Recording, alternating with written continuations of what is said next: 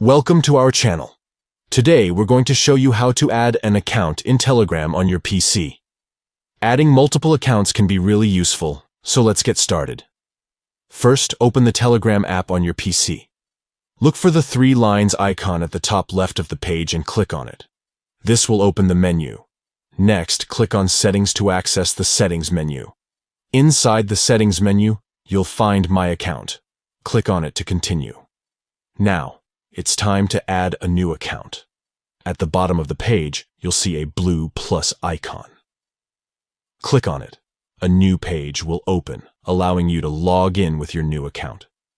You have 2 options for logging in. The first option is to use a QR code. Simply grab your mobile device with the Telegram app installed and scan the QR code displayed on the screen.